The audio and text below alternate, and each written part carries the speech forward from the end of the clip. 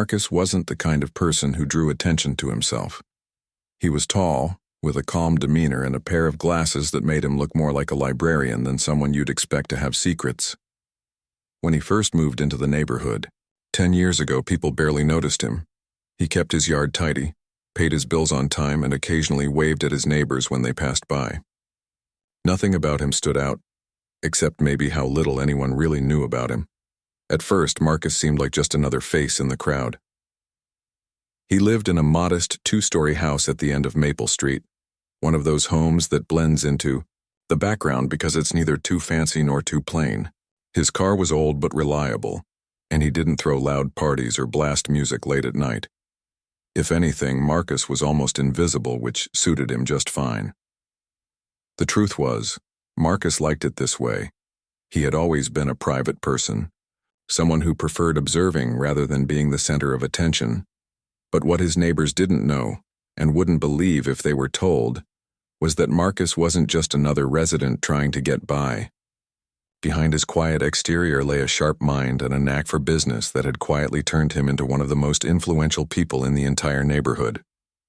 It all started years ago, long before he even moved into the area. Back then, Marcus worked as a real estate agent helping people buy and sell homes. Over time, he noticed something interesting. Some neighborhoods held hidden potential.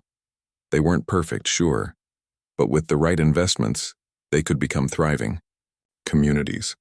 That's when he got the idea to start buying properties, not just one or two, but entire streets worth. It wasn't easy. It took patience, planning, and a lot of saving.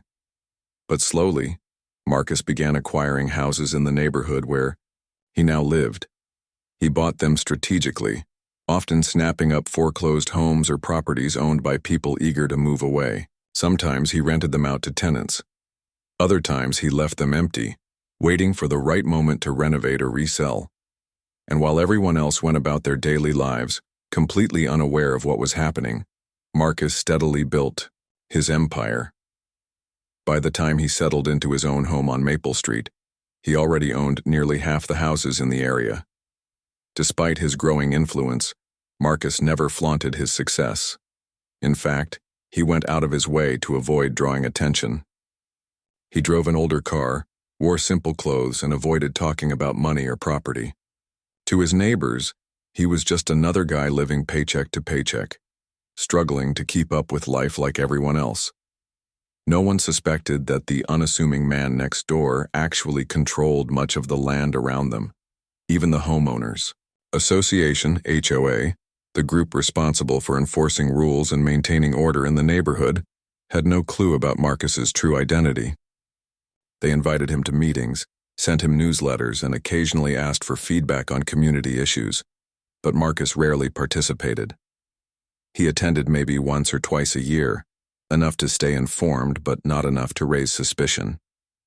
After all, why would anyone think twice about a man who seemed content to live quietly and follow the rules?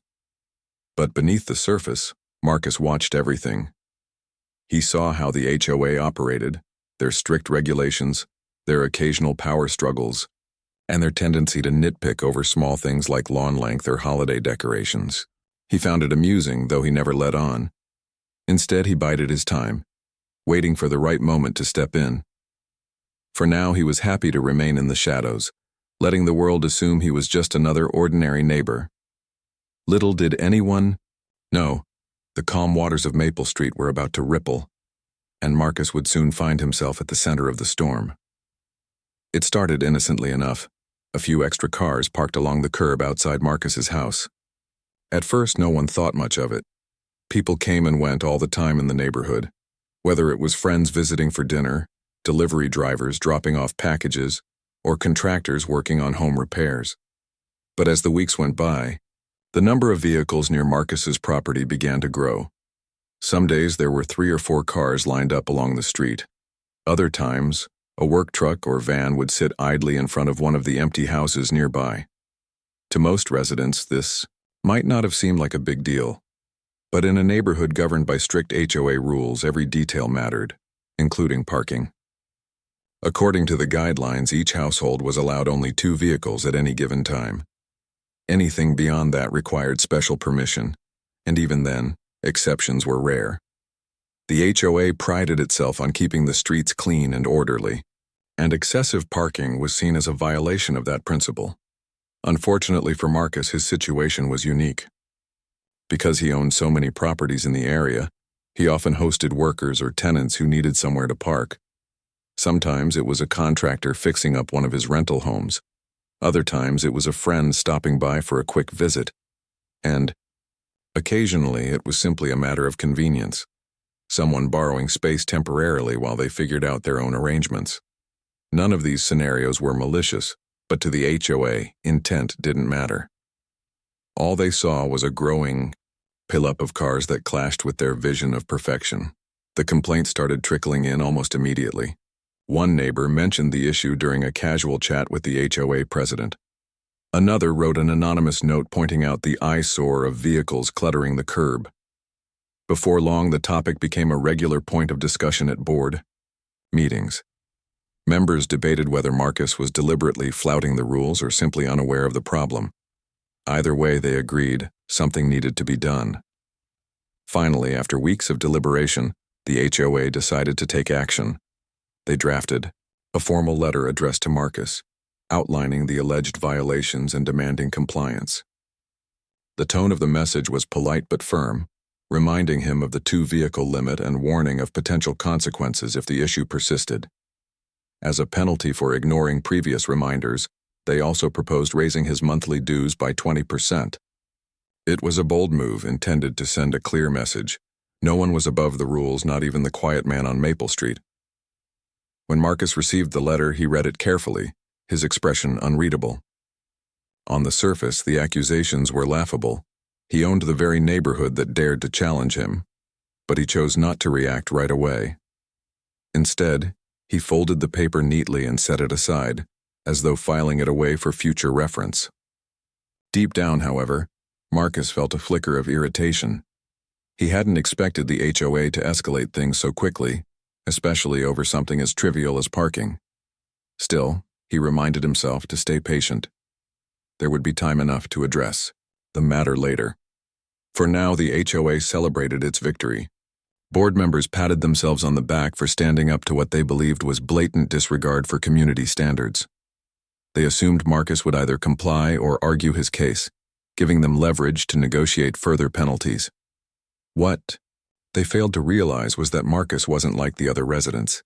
He didn't need to fight back, not yet anyway, because while they focused on punishing him, they remained blissfully unaware of the cards he held close to his chest.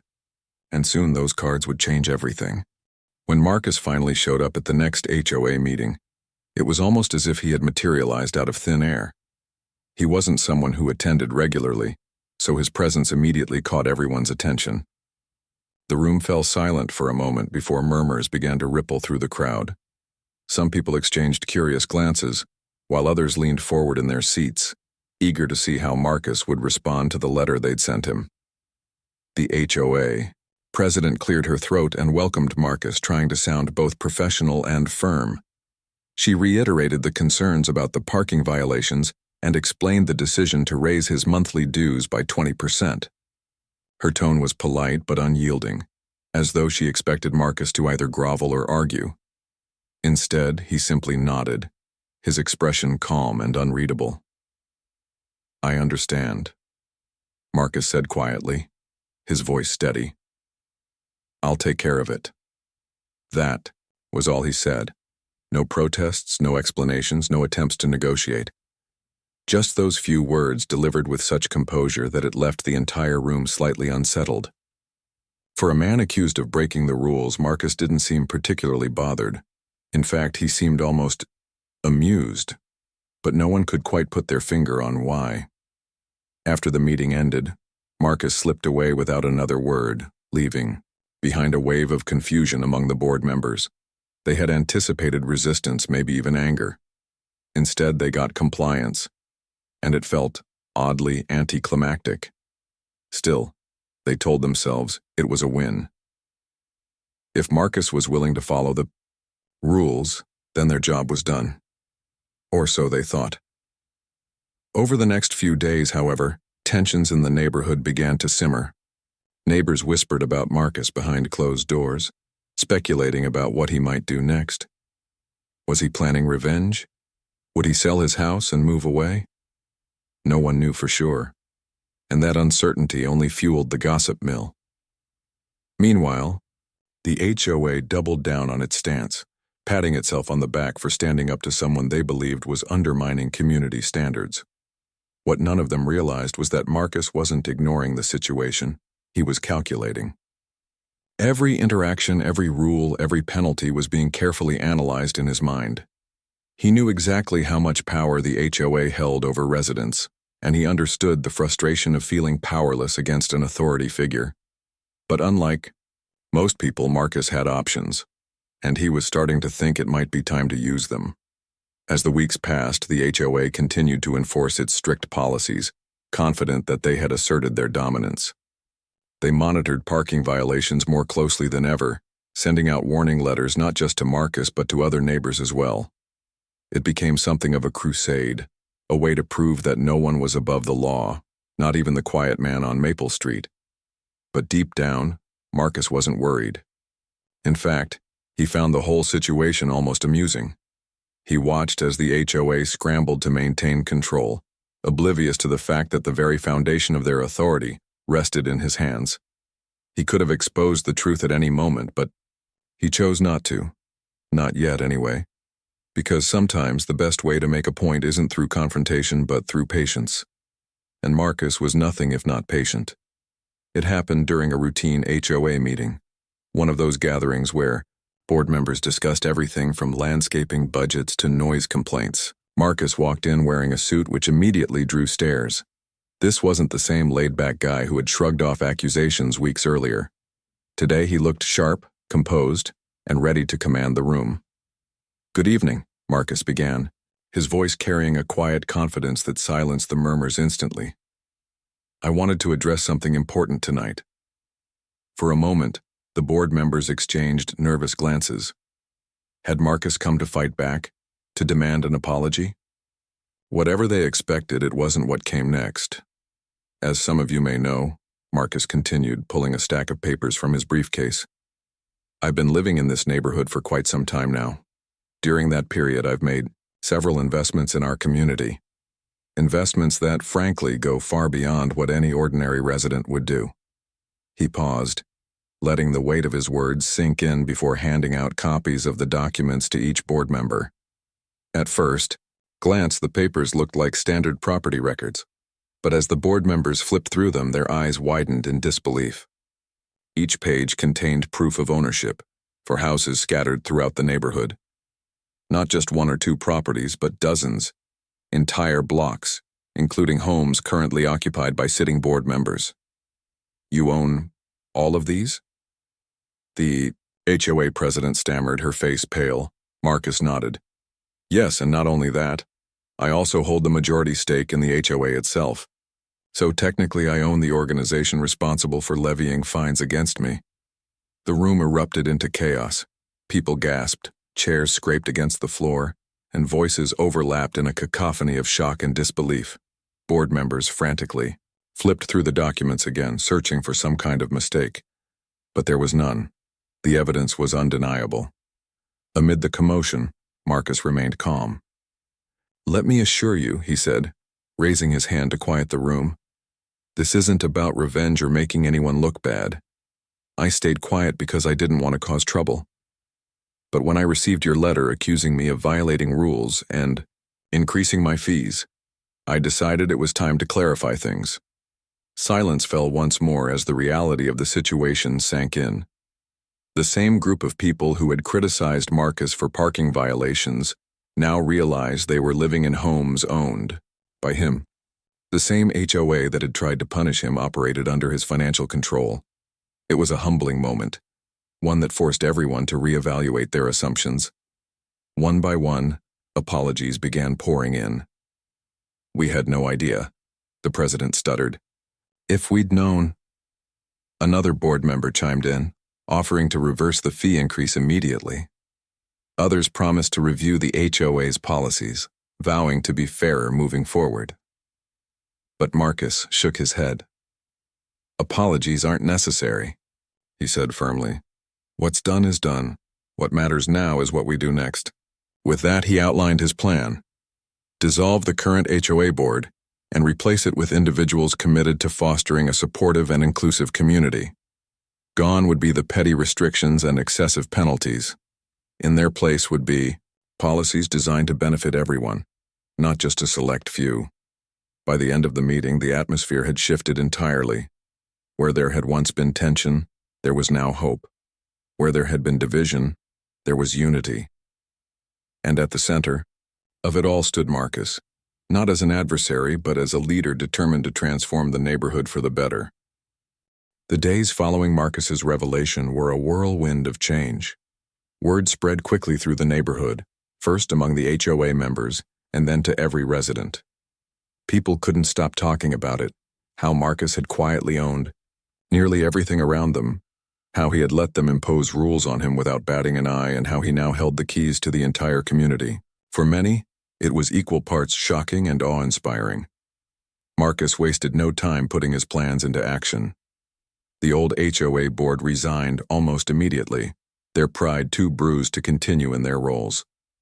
In their place, Marcus handpicked a new team, a diverse group of neighbors who shared his vision for a more welcoming and supportive community. There was Sarah, a retired teacher known for organizing summer block parties. James, a young father passionate about creating safe spaces for kids to play, and Elena, an artist who dreamed of turning bland walls into colorful murals. Together, they formed a council that reflected the heart of the neighborhood. One of the first orders of business was addressing the parking issue that had started it all.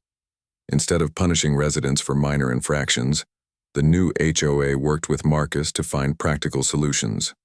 Within weeks, a small parking lot was constructed near the entrance of the subdivision, specifically designed for visitors and contractors. It wasn't glamorous, but it solved the problem. And more importantly, it showed that the HOA cared about real issues rather than nitpicking details. But Marcus didn't stop there. He invested heavily in improving the neighborhood's infrastructure. Roads that had been riddled with potholes were repaved smoothly, making evening strolls safer and commutes less bumpy. Dead trees along the sidewalks were replaced with vibrant new ones, their branches promising shade for years to come. Streetlights were upgraded to energy-efficient models, casting a warm glow over the streets at night. Slowly but surely, Maple Street transformed from a sleepy suburb into a model community. What made these changes even more remarkable was how involved Marcus stayed throughout the process. Despite his wealth and influence, he rolled up his sleeves and joined the work crews whenever he could. Neighbors often spotted him helping lay fresh mulch in the flower beds or painting fences alongside volunteers. His presence inspired others to pitch in too, fostering a sense of camaraderie that hadn't existed before. Even the social dynamics of the neighborhood shifted. Before, people kept to themselves, exchanging polite nods, but rarely venturing beyond surface-level conversations. Now they gathered regularly for events organized by the new HOA. Movie nights under the stars became a weekly tradition, complete with popcorn machines and cozy blankets. Holiday parades brought out families dressed in festive costumes, laughing as they marched down the street. And potluck dinners turned strangers into friends, filling homes with the aroma of shared meals and stories. Through it all, Marcus remained humble. He never sought recognition for his contributions, preferring to stay in the background while others took credit. When someone thanked him for the improvements, he'd simply smile and say, "This is your neighborhood. I'm just glad to be part of it." That humility only deepened the respect people felt for him. What had once been fear and resentment toward the man behind the curtain was now admiration and gratitude. By the end of the year, the transformation was undeniable. The neighborhood wasn't just physically better, it was emotionally stronger. Relationships flourished, trust grew, and a spirit of collaboration replaced the rigid enforcement of outdated rules. The HOA, once seen as a source of frustration, became a beacon of hope. And at the center of it all stood Marcus, quietly guiding the ship toward calmer waters. Years passed, and the neighborhood continued to thrive under Marcus's leadership. What had once been a divided community plagued by petty grievances was now one of the most desirable places to live in the region. Homes sold quickly, schools praised the area for its strong sense of unity, and local businesses benefited from the influx of happy residents. The ripple effect of Marcus's actions extended far beyond the boundaries of Maple Street, inspiring other neighborhoods to rethink their own approaches to community building. For the former critics of Marcus, redemption came in unexpected ways. Take Mrs. Thompson, for example, the same woman who had spearheaded the initial complaint about parking violations. At first, she had been mortified when she learned that her home, and therefore her livelihood, was technically owned by Marcus. She feared eviction or retaliation, but neither came. Instead, Marcus approached her personally, assuring her that nothing would change unless she wanted it to. Over time, Mrs. Thompson became one of his strongest allies, volunteering tirelessly for neighborhood projects and even mentoring new tenants in some of Marcus's rental properties. Then there was Mr. Patel, a longtime resident and former HOA treasurer, who had voted enthusiastically for the fee increase against Marcus. Initially, defensive, Mr. Patel struggled to reconcile his guilt with the reality of Marcus's generosity. But when Marcus invited him to help manage the financial side of the new initiatives, Mr. Patel found a renewed purpose. Together, they streamlined budgets, allocated funds wisely, and ensured transparency in every decision. By the time he retired from the board, Mr. Patel described working with Marcus as one of the greatest honors of my life. Even the children of the neighborhood noticed the difference. Playgrounds that had once been neglected were now bustling hubs of activity, thanks to Marcus's investments in safety upgrades and equipment repairs. Kids raced each other on swings, built sandcastles in freshly filled pits, and laughed as sprinklers cooled them off during hot summer afternoons. Parents, meanwhile, exchanged parenting tips and recipes while keeping a watchful eye on their little ones. The park became a microcosm of the larger community, a place where everyone belonged. Perhaps the most profound change, though, was in Marcus himself. Though he had always been generous, his journey through conflict and reconciliation taught him the value of vulnerability. He began opening up more, sharing pieces of his story with neighbors who expressed curiosity.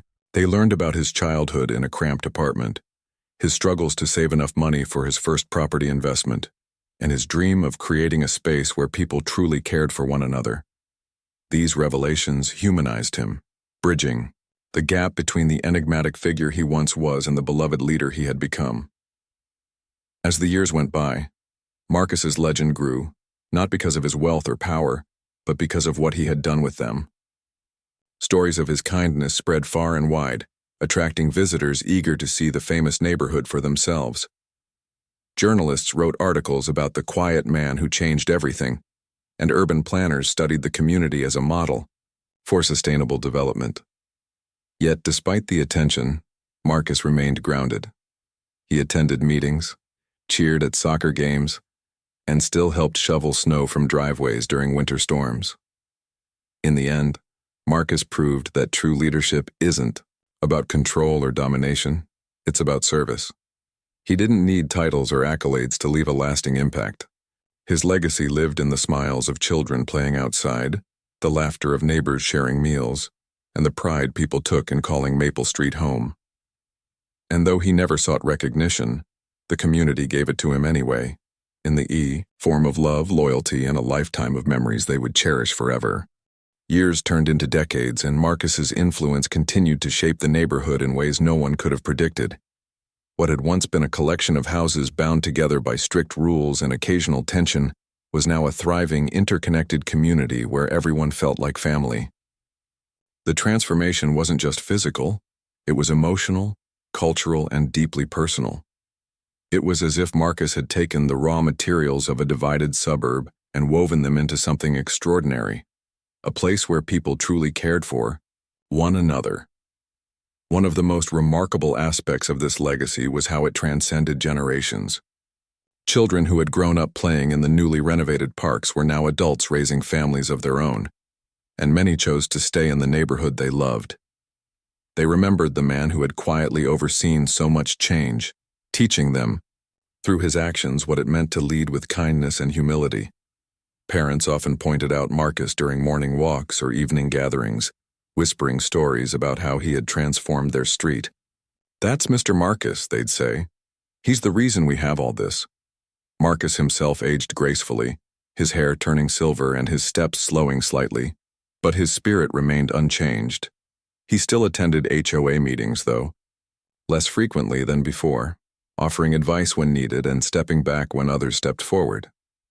His role evolved from active leader to wise mentor, guiding younger residents as they took on leadership roles themselves.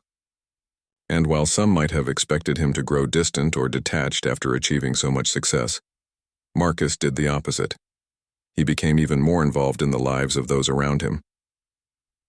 One of his proudest accomplishments came not from grand gestures, but from small, meaningful acts of connection. For instance, every December, he hosted an annual holiday dinner at the community center, a tradition that began shortly after the HOA overhaul. At first, it was just a simple potluck, but over time, it grew into a cherished event filled with music, laughter, and shared meals. Families brought dishes passed down through generations. Elders told stories of holidays past, and children decorated tables with handmade crafts. It was during these moments that Marcus felt the full weight of what he had built, not a network of properties, but a tapestry of relationships. As word of the neighborhood's success spread, outsiders began to take notice. Real estate agents touted Maple Street as one of the best places to live, citing its strong sense of community and high quality of life. Urban planners visited to study how such a cohesive environment had been created, marveling at the balance between modern amenities and old-fashioned neighborliness. Journalists wrote glowing articles about the quiet man who owned everything but gave even more.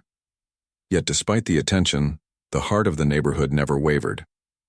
Residents remained committed to the values Marcus had instilled: inclusivity, collaboration, and mutual respect. Even as accolades poured in, Marcus remained humble, deflecting praise onto the community itself. "This isn't my achievement," he would say whenever someone thanked him. "It's ours. Every person here played a part in making this place special." And he meant it. From the volunteers who planted flowers along the sidewalks to the teenagers who organized cleanup drives, everyone contributed in their own way. Marcus simply provided the foundation upon which they built their dreams. In his later years, Marcus spent more time reflecting on his journey. He thought about the early days when he was just another face in the crowd, keeping his secrets hidden behind a calm exterior.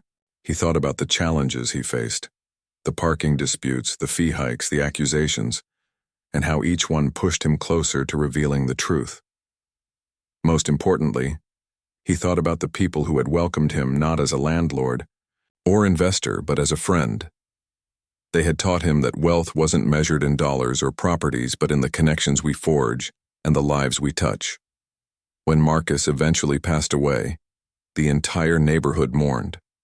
Flags flew at half-mast, shops closed for the day, and hundreds gathered at the park for a memorial service. Speakers shared heartfelt stories of how Marcus had impacted their lives, how he had helped them through tough times, celebrated their joys, and inspired them to be better versions of themselves. Even those who hadn't known him personally felt his absence, knowing that the world was a little dimmer without him. But Marcus's legacy lived on. The neighborhood continued to thrive, guided by the principles he had championed. New leaders emerged, carrying the torch of unity and compassion. Children grew up hearing tales of the man who had changed everything, vowing to honor his memory by living with the same generosity and purpose. Today, visitors driving through Maple Street are struck by its beauty, not just the manicured lawns and charming homes, but the warmth radiating from every corner. Neighbors wave hello, dogs bark happily in backyards, and laughter echoes through the streets. It's a place where everyone belongs, where differences are celebrated rather than feared, and where kindness is the ultimate currency. And though Marcus is gone, his presence lingers in every smile, every handshake, and every act of goodwill. In the end, Marcus proved that true power lies not in owning land or enforcing rules, but in bringing people together. He didn't set out to create a utopia. He simply wanted to make life better for those around him. And in doing so, he left behind something far greater than any empire, a legacy of love, unity, and hope that will endure for generations to come.